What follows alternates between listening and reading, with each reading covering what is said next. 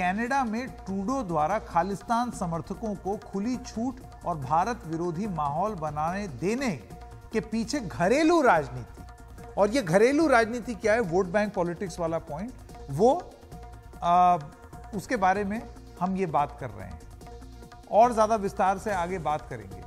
ये 40 साल से चला आ रहा एक मुद्दा है जो कनाडा के मौजूदा प्रधानमंत्री जस्टिन ट्रूडो के पिता पियर ट्रूडो जब कनाडा के प्रधानमंत्री थे तब से चला आ रहा है। पियर ट्रूडो जो है 1968 से लेकर के सन 80 के बीच में और फिर 80 से 84 तक कनाडा के वो प्रधानमंत्री रहे थे। 80 के दशक में जब पंजाब में खालिस्तान आंदोलन जोर पकड़ रहा था तो कनाडा में तब भी उसे हवा दी गई। तो आप समझ रहे हैं ये पुश्तैनी चला आ रहा है ट्रूडो खानदान में। तत्कालीन प्रधानमंत्री इंदिरा गांधी ने इस बारे में पियर ट्रूडो से सख्त ऐतराज जताया था, लेकिन लेखक टेरी मिलेव्स्की ने अपनी किताब blood for blood 50 years of the global Khalistan project 2021 में जो आई थी उसमें इस बात का जिक्र किया है। लेकिन कनाडा की राजनीति में ऐसी मजबूरी क्यों है? इसकी वजह है वोट बैंक पॉलिटिक्स। 2021 के कनाडा के सेंसस के मुताबिक वहां की जनसंख्या है पॉपुलेशन 2.1% सिख है, जो वहां सबसे तेजी से बढ़ रहा एक धार्मिक समुदाय है। भारत के बाद सबसे ज्यादा सिख कनाडा में है और कई खालिस्तानी अलगाववादी उसके बीच लगातार जबरन भारत विरोध को हवा दे रहे हैं। हम एक बात यहां पर फिर दोहरा दें, हम ये बिल्कुल नहीं कहना चाह रहे हैं कि जो सिख वहां पर कैनेडियंस बन गए हैं वो सारे खालिस्तानी हैं, ऐसा कभी नहीं होता है। लेकिन उनके बीच में कुछ लोग इस तरीके की कार्रवाई कर रहे हैं, खालिस्तान का इस्तेमाल कर रहे हैं, एंटी इंडिया बातचीत कर रहे हैं, जिसका राजनीतिक लाभ इस तरीके की बयानबाजी से जस्टिन ट्रूडो उठाना चाह रहे हैं, ठीक वैसे ही जैसे उनके पिता उठाना चाह रहे थे। यह है वोट बैंक पॉलिटिक्स। सिख समुदाय के खिलाफ कुछ नहीं बोला जा रहा है यहां पर, लेकिन उनके बीच में बैठ करके जो अलगाववाद कर रहे हैं उनके लिए हमारी ये कमेंट्री। तो पॉलिटिक्स और खालिस्तान कनेक्शन के बारे में और ज्यादा जानकारी दे रहे हैं हमारे senior editor foreign affairs Uma Shankar Singh. Justin Trudeau की लिबरल पार्टी के महज 158 सांसद हैं, जबकि 338 सीट वाली कनाडा की संसद में बहुमत के लिए 170 सांसदों की जरूरत होती है। ट्रूडो को न्यू डेमोक्रेटिक पार्टी का समर्थन हासिल है, जिसके 25 सांसद हैं। इस पार्टी के मुखिया हैं जगमीत सिंह, जो कि एक कट्टर खालिस्तानी अलगाववादी नेता हैं। इनका समर्थन ट्रूडो की सरकार के लिए जरूरी है। ट्रूडो इनको नाराज करने का जोखिम ले नहीं सकते, वरना उनकी सरकार गिर जाएगी। जाहिर सी बात है कि 2021 के चुनाव नतीजों ने ट्रूडो को खालिस्तानी अलगाववादी नेता और उनकी पार्टी के ऊपर निर्भर कर दिया है। ट्रूडो और जगमीत सिंह के बीच हुआ कॉन्फिडेंस एंड सप्लाई समझौता 2025 तक चलेगा। अगर जगमीत नाराज हुए तो समझिए ट्रूडो की सरकार अभी गई। कनाडा के चुनाव में चीन के दखल के शक पर जब विपक्ष ने जांच की मांग की तो जगमीत सिंह ट्रूडो के साथ मजबूती के साथ खड़े हुए। दूसरी तरफ ट्रूडो का साथ पाकर जगमीत सिंह ने भारत के खिलाफ मोर्चा खोल दिया है। वे खालिस्तानी गतिविधियों को जमकर हवा दे रहे हैं। कनाडा में करीब 8 लाख सिख रहते हैं, जो वहां की आबादी का करीब 2% हिस्सा है। ये कनाडा में बहुत प्रभावशाली समुदाय है। जगमीत सिंह के भाई गुरु रतन सिंह भी एक प्रभावशाली सिख नेता हैं। सिख समुदाय को साधने के लिए ट्रूडो दावा कर चुके हैं कि उन्होंने सबसे अधिक सिखों को अपने मंत्रिमंडल में जगह दी। 2015 में ट्रूडो कंजर्वेटिव पार्टी को हराकर सत्ता में आए और तब उनको 184 सीट मिली थी, लेकिन महंगाई जैसे मुद्दों के कारण उनकी लोकप्रियता लगातार गिरती चली गई। 2019 में वे पूर्ण बहुमत के साथ नहीं आ पाए, उनको महज 157 सीट मिली।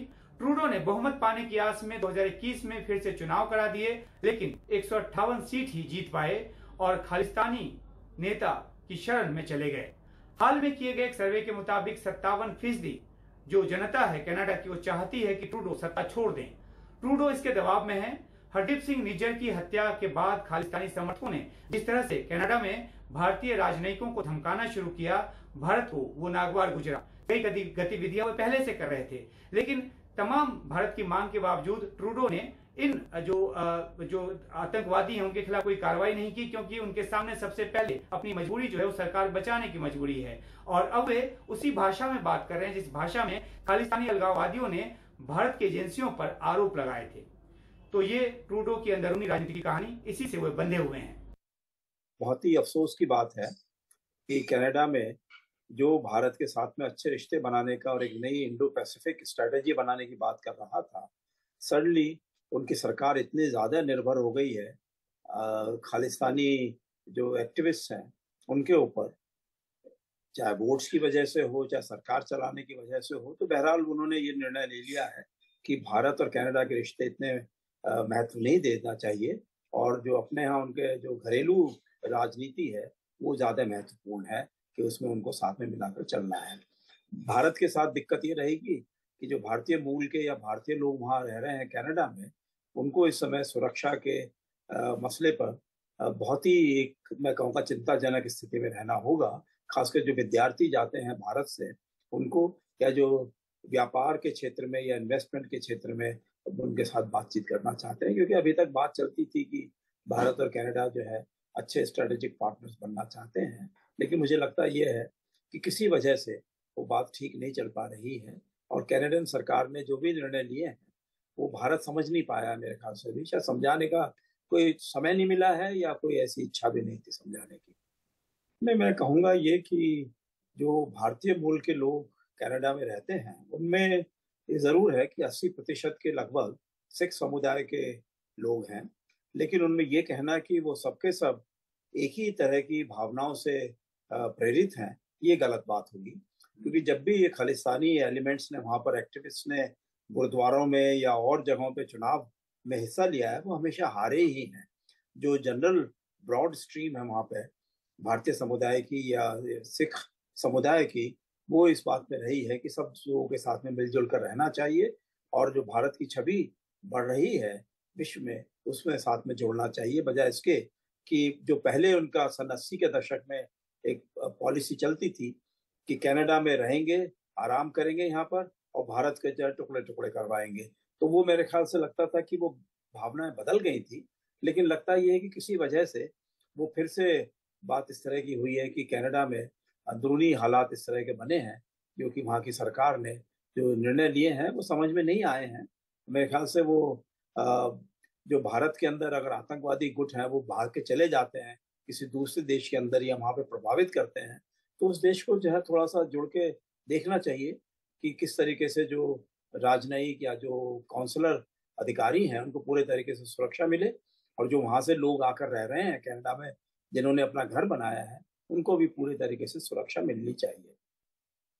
कनाडा और इंडिया दोस्त हैं, दुश्मन नहीं है, मगर ट्रूडो का जो एलिगेशन है वो बहुत ही एक्स्ट्रॉर्डिनरी है, बिल्कुल बहुत ही शॉकिंग है, क्योंकि जो कह रहे हैं वो अपने आप उनका अपना शब्द है कि ये एलिगेशन है, ये कोई एविडेंस नहीं है इंडिया के इन्वॉल्वमेंट का, ये एलिगेशन है ये। और उन्होंने ये भी कहा कि ये एलिगेशन है about potential India link to the murder. Potential, actual link नहीं है, पोटेंशियल।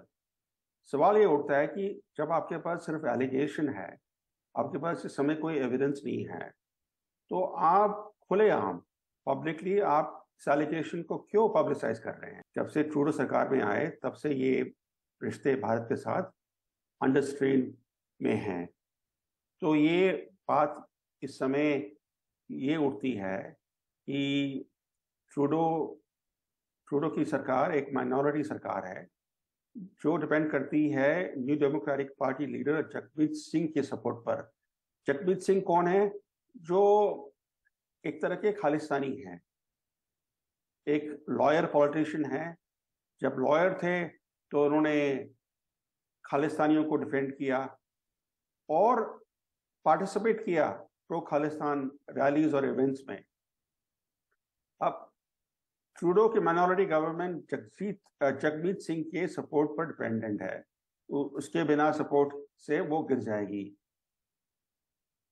तो ये खालिस्तान का जो सपोर्ट जगमीत सिंह कर रहे हैं उसके बजाय ये जो हम देख रहे हैं कनाडा में जो एंटी इंडिया एक्टिविटीज हो रही हैं सिख मिलिटेंट्स की, सिख एक्सट्रीमिस्ट की, ये ट्रूडो सरकार कुछ भी नहीं कर रही है इनको रोकने के लिए। उसके बजाय जब ट्रूडो दिल्ली आए थे रिसेंटली तो मोदी जी ने उनको काफ़ी डांट लगाई और बोला कि कनाडा में आपके लीडरशिप के अंडर एंटी इंडिया एक्टिविटीज़ बढ़ रही हैं और ये जो सिख मिलिटेंट्स हैं इनका नेक्सस क्राइम सिंडिकेट्स के साथ, ड्रग सिंडिकेट्स के साथ भी है और आपकी सरकार इन एक्टिविटीज़ के बारे में जनरली कंसर्न्ड होनी चाहिए। अब उसके बाद ट्रूडो ये एलिगेशन लगाते हैं भारत के खिलाफ, तो इसका कोई लगता है कि कोई पॉलिटिकल मोटिवेशन है।